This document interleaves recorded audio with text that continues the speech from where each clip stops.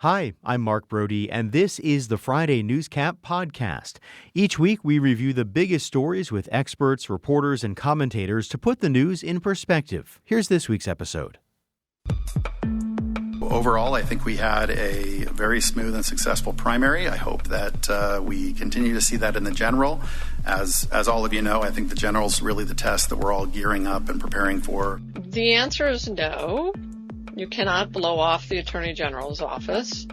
And so, full stop, no one can, regardless of who they are. You know, Charlie endorsed me and Erica's endorsed me. But what they're doing is they're also actively, and not just in Arizona, but in a number of states, knocking on doors, trying to help get voter turnout. Campaigns for down-ballot offices like the ACC are decided disproportionately on name recognition. Signage is often the single largest driver of that recognition, especially in the final weeks of the race. When it became clear that we weren't going to reach an agreement with the Upper Basin, we pushed for a Lower Basin proposal that shares cuts across Nevada, California, and Arizona. These are all real things for real people, putting real money back in their pockets. That's what's the core of this bill that we passed. It's about people, the working class.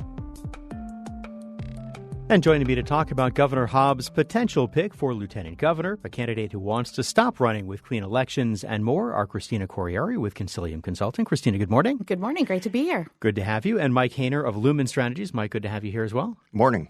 So let's start with some reporting from the New York Times that suggested that Governor Hobbs has made her pick for lieutenant governor, and that pick is former Mesa Mayor John Giles. Giles has, of course, endorsed Hobbs. He's endorsed a number of Democratic candidates over the past couple of years, but was a Republican as the mayor of Mesa.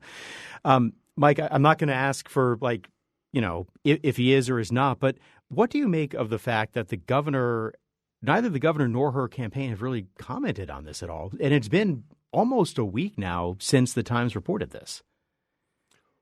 I don't make anything of that. The governor and her campaign have a plan on when they want to roll out their lieutenant governor choice, just like the Republican candidate did, just like the other candidates are. And so they're going to do it when they feel like they want to actually make the announcement and go from there. Does it hurt at all that actual rollout? The fact that if, in fact, it is Giles, that it's sort of been out for some amount of time? I would argue no, because you've now had everybody talking about it for a full week.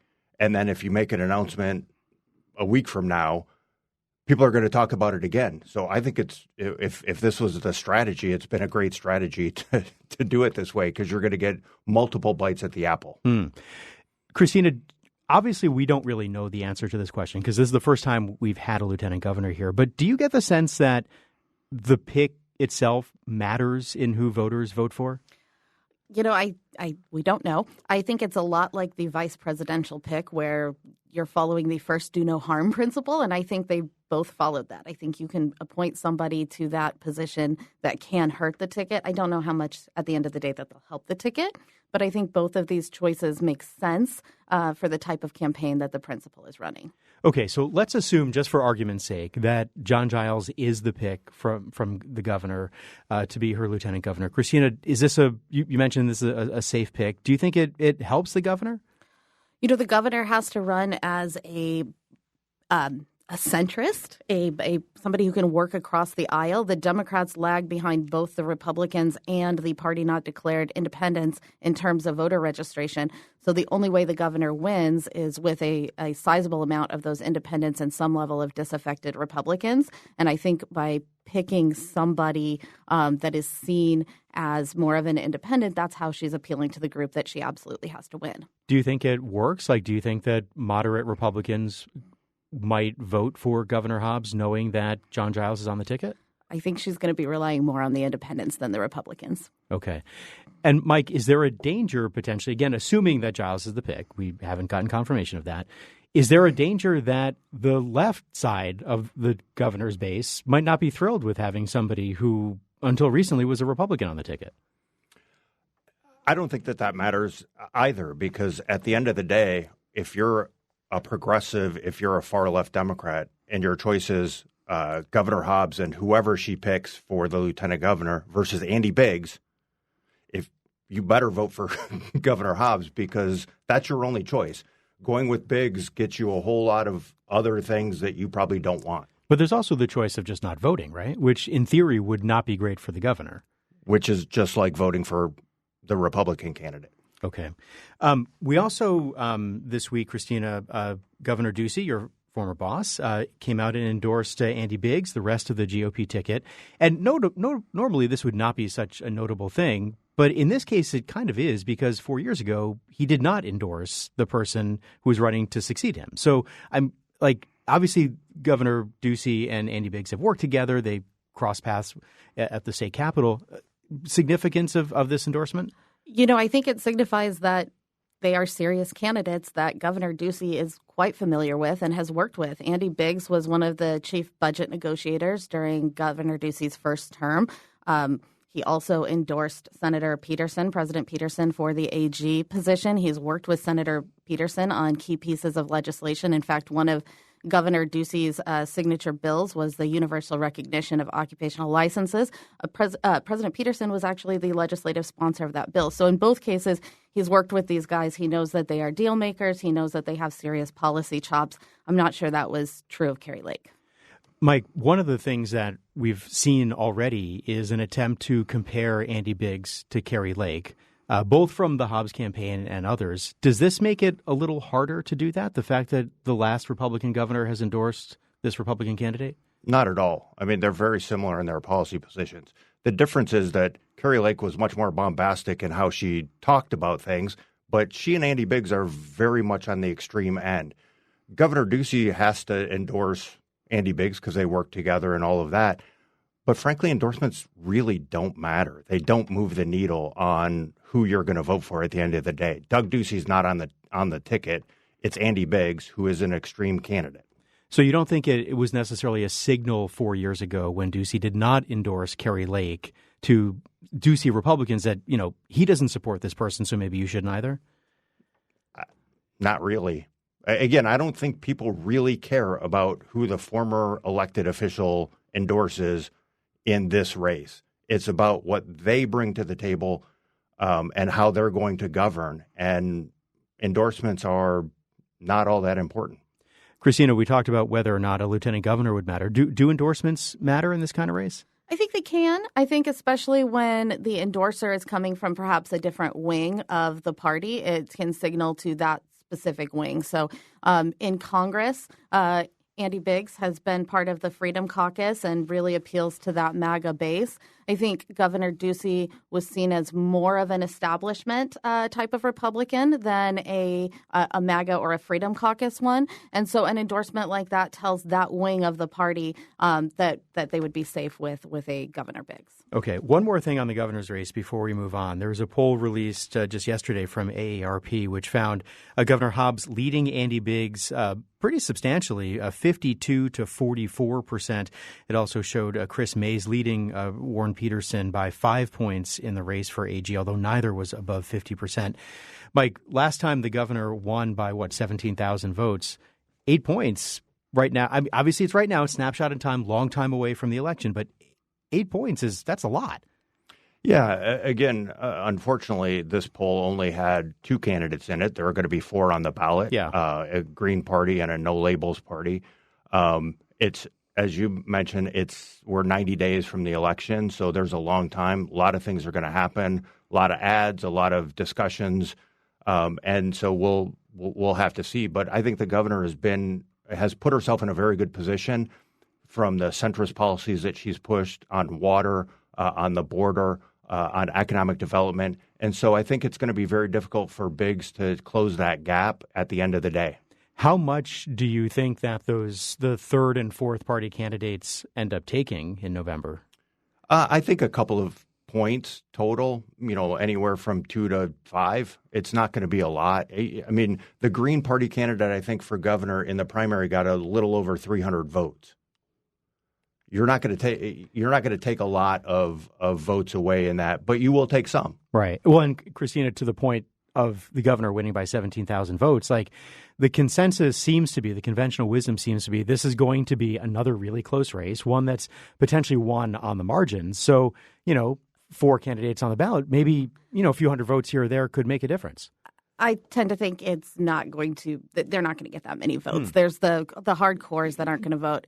What I took away from this poll is it is really hard to unseat an incumbent governor. In Arizona, it hasn't happened since the 1970s. So I think anybody has to say she starts ahead. She also has been up on the air, so she has been getting her message across in a way that Biggs is going to have to come back and do. But I wouldn't say that this poll is all cheery for everything for the Democrats. One thing that stuck out to me is that when they polled favorability of the parties, the only thing less favorable that voters viewed as less favorable than the Republican Party was the Democrat Party.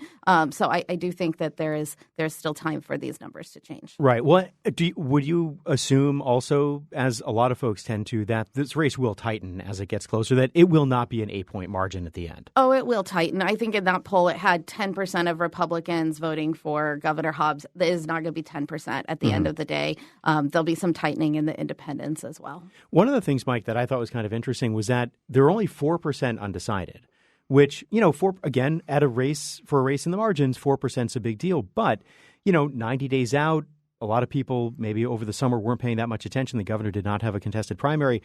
That seemed like an awfully low number of undecideds for a poll this far out. Do you take any significance from that? No, again, You have to look at what the methodology is that they used and all of the kind of components that go into making a good poll. And so not having that information, it's hard to speculate on why there was such a small amount of undecideds. Okay. And assuming also that, the race will tighten, if you are the Hobbs campaign, is 8 points at this point, is that a wide enough margin to feel comfortable understanding that it will get closer as we get closer to November? 8 points is fantastic in August. I don't think that there was ever an 8-point lead on Corieri Lake, and obviously the governor still won. So having a lead now, even though the race will tighten, being up 8 points is certainly better than being down 8 points. Sure, certainly, yeah. I agree. Christina. Being up 8 is better than being down 8 at this point, but it feels like right now with the constant changes coming from Washington that every single day is like a week in the news cycle, and you should not count your chickens before they hatch. And 8 points now is not 8 points in November. Right. A lot can and probably will change between now and November. And I will say that generally nothing good is coming out of Washington, D.C., and Andy Biggs is responsible for a lot of that bad stuff. Well, certainly according to the Hobbs campaign, for sure. Christina, let me start with you on Ralph Heap. He's a Republican candidate for Corporation Commission, has been running as a clean elections candidate, but no longer wants to. There's been a pretty big kerfuffle about who paid for signs of his when he did not yet get clean elections money. The commission rejected his request to withdraw from the program. So where are we with this right now? Well, I think I would sum it up with saying he's in a heap of trouble. And he's in quite a conundrum for trying to decide what to do. He's in a position where he hasn't been allowed out of clean elections. He can't get the clean elections money unless he signs a document stating that his financial papers are accurate, something he's been unwilling to do at this point. And because he's still clean, he can't go raise money elsewhere. So I don't see this ending anywhere else but in court. His choice is to leave the race and allow somebody else to be on there, or to file an emergency action in court and try to see if the court will let him out of clean elections. Let him out of clean elections. Yeah, so he can raise money. And is there talk in Republican circles about trying to get him to withdraw? Because there is a deadline coming up when ballots have to be printed where if Republicans want to get another candidate on, it's got to be done by a certain time. I think if you take a look at political Twitter in Arizona, there is a lot of talk about this. So, Mike, is this how big of a problem? Let's assume that he stays in the race. How big of a problem is it for him that he's not getting clean elections money and can't raise his own? He clearly already has signs up. People seem to know who he is. If he doesn't withdraw, his name's going to be on the ballot with an R next to it. Yeah, I don't see this as a major problem for him, frankly. The Republicans have won the CorpCom races, I think, unanimously, all 5 seats for the last couple of cycles. He's on the ballot. his signs are already up. No one is saying that you have to take them down. So he can campaign and go to forums and do other things while those signs remain up without any money, and would probably do pretty well in the election. So I have to point out that you kind of smirked a little bit when we heard from Nick Myers in the montage at the beginning when he talked about name ID. Nick Myers, current corporation commissioner who lost to Ralph Heap in the primary, talking about how name ID is such a, or signs are such a big component in down ballot races, which the Corporation Commission is. It sounds like you don't agree with that assessment. Well, I don't think signs are overly helpful at the end of the day. And if you're Nick Myers and you lost your race after you ran a race and won, you've been the corporation commissioner for 4 years, and you lose in the primary, that's probably not because the other guy had signs. Christina, do you think it comes down to party affiliation and this kind of thing, and that if Heap stays on the ballot, he still has a decent chance of winning? I think that party affiliation matters more the further down the ballot you go. I do think with all of the scandal and all of the reporting, if he stays on the ballot, it puts that seat in jeopardy. You'll have some Republicans who will choose to single shot, and it'll give the Democrats a better chance for taking a seat on the Corporation Commission. So there are 2 seats up for election. Is it two or three? 2. I think it's 2 seats up. There's one Republican, Kevin Thompson, who is an incumbent who made it through the primary, and then Ralph Heap, and 2 Democrats running. Do you really do think there's a chance for Democrats to take at least one of those seats if Heap stays on? I think you will see some Republicans choose to vote for only one when they can choose to vote for 2. And I think you will see independents who have heard the name on TV in a way that is not flattering and not helpful, who will also potentially choose not to vote for him. So I think Republicans will have a better chance with a different candidate that has a clean record. Mike, do you think that if he stays on, that Democrats could take one of those seats? I think there's a possibility, but it's a very low possibility. Okay. So, Christina, obviously crystal balls are often cloudy. Sitting here right now at 9:27 on Friday, the 7th of August, what do you think the odds are that Ralph Heap stays on the ballot, stays in this race? I couldn't answer that for you. It's going to be a decision that he has to make, and it's going to be based, I think, on what are the potential personal outcomes in this, and that includes potential fines that might be coming from the Clean Elections Commission and the willingness to bear those. Okay. Mike, do you think he stays in? Yes. And the fines don't matter because he can put off paying them back. He can do a variety of things. So he stays on the ballot. I don't think that there's any issue there. Okay. Guys, this week, Attorney General Chris Mays sued the Trump administration trying to get reimbursement for border security costs. Governor Hobbs. Sorry, different story. Governor Hobbs is asking the Homeland Security Department for reimbursement over border security costs, asking for nearly $1 billion. This is not something new. Governor Napolitano did this back when she was governor. And she didn't get any reimbursement then, and so far none of her successors have gotten any reimbursement either. Correct. And the difference now is in, I think it was H.R. 1, there was money appropriated in a bill that the president signed that allocates money to border states for the cost of border security. I know that Governor Hobbs had included this in her State of the State in 2026. This is now a formal application as part of that bill, or that law. And so the question becomes how is the administration going to administer that fund? Will all the dollars go to Texas? Which has a Republican governor. Which has the only Republican governor between Texas, New Mexico, Arizona, and California. So, again, this administration has shown that they've done nothing but play politics with all of these things.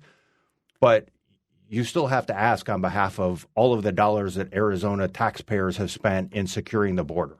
Safe to say the governor's not holding her breath on this?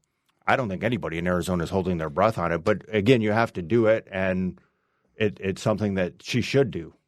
Spoiler alert, no money is coming. All 4 of the past governors have asked for it. None of them have gotten it. It might be an official application this time, but they're going to look at the actions, and I don't think that the Trump administration is going to view whatever actions Hobbs has taken as sufficient enough to merit federal funding, and I would be surprised if the state sees a penny. Do you think the money all goes to Texas? I think a lot of the money will be going to Texas. All right. So I mentioned Chris Mays. So let's talk about her. She sued the Trump administration again over the new tariffs that President Trump announced not that long ago. We saw the Supreme Court ruled in favor of the states, including Arizona, that sued the last time. I am not a lawyer, so far be it for me to say. But Christina, any reason to think the outcome here might not be different here? Like, is there a reason to think that these new tariffs are any more legal in the eyes of the Supreme Court than the last round? I don't think that they're any more legal, and I think that the Trump administration would do well to rethink their tariff strategy. I mean, if you look at the poll we talked about earlier, the number one issue across Republicans and Democrats is affordability, and tariffs add to the cost of goods. I know there's a lot of Republicans who don't like to hear that. I'm in the Ronald Reagan mold. A tariff is a tax, and it is paid for by the individual who purchases the good. And so my hope would be that the Trump administration would reconsider these even before the lawsuit makes it to court. But if it has to go to court, it has to go to court. How much of a talking point do you think these new tariffs and this new lawsuit make tariffs in terms of the campaign? Because there was some thought that when the Supreme Court ruled on the last round that maybe the idea of tariffs wouldn't be as big of an issue come November. But do you think that this all changes that? I don't think that tariffs are necessarily going to play into Arizona's elections because none of the people that we are electing, save maybe the House of Representatives, have a say on tariffs. We're not electing a U.S. senator. We're electing a governor and state positions, and they do not impose tariffs. And so tying that to the office that they're running for, I think, is a little bit more difficult. Mike, what do you make of this new lawsuit? Well, first of all, I totally disagree with that. Andy Biggs supports the tariffs. He thinks that they're good. He doesn't think that they're impacting inflation or affordability. So Andy is very much in favor of the tariff today, and he will be tomorrow. And I think it will be a large part of this campaign talking about all of that. I do think that Christina's right. At the end of the day, the Trump administration doesn't care about the law, and so they're just going to do whatever they want to do until a court tells them no again. And this will happen a year from now. Right. Perhaps notably after the election, right? We'll find out, because court, appeals and all, it takes time to get all that stuff through. All right. Christina Corieri, Mike Haener, thanks so much for the conversation, guys. Really appreciate it. Anytime. Thanks. You've been listening to the Friday Newscap from KJZZ's The Show. It's an original podcast recapping the week's biggest stories with experts, commentators, and reporters. You can get the full show podcast at podcast.kjzz.org. I'm Mark Brody. Thanks for listening.